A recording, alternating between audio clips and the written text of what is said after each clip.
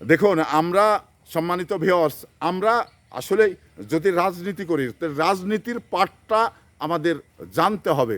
যদি রাজনৈতিক পাঠটা আমরা না জানি, তাহলে মানে কাকে কি বলতে হবে, কোন জায়গায় কি বলতে হবে, এটা কিন্তু আমরা জানবো না।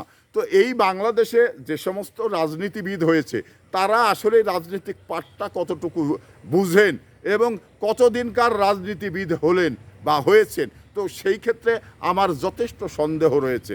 আমরা কিন্তু বিভিন্ন বড় বড় বর্ষিয়ান রাজনীতিবিদদের দেখেছি, তাদের কথা বা চলা বলা এত মাপের, যা আসলে বলার মানে ভাষা নেই।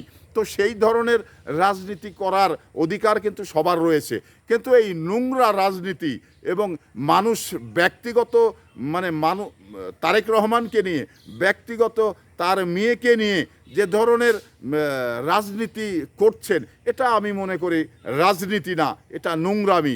তো নোংরামি, রাজনৈতিক নেতাদের নোংরামি করার অধিকার আছে কি না, এটা ভালো রাজনীতিবিদ এগুলো নিয়ে কথা বলেন না। কারণ আমরা যেটা দেখেছি, মানে ভালো রাজনীতিবিদ বা বর্ষিয়ান রাজনীতিবিদ এবং শিক্ষিত পার্সন, তারা কখনো এই ধরনের ব্যক্তিগত আক্রমণাত্মক কথা কোনো নেতাকে বা কোনো নেত্রীকে বলবে না। এটা কিন্তু আসলেই মানে যে বলবে, ওনার ব্যাপারেই আলোচনা হবে যে উনি যোগ্য নেতৃত্ব না, উনি একজন জ্ঞানী নেতৃত্ব না, যার কারণেই এই ধরনের আবোল তাবোল কথা বলে মানুষকে বিব্রত করছেন।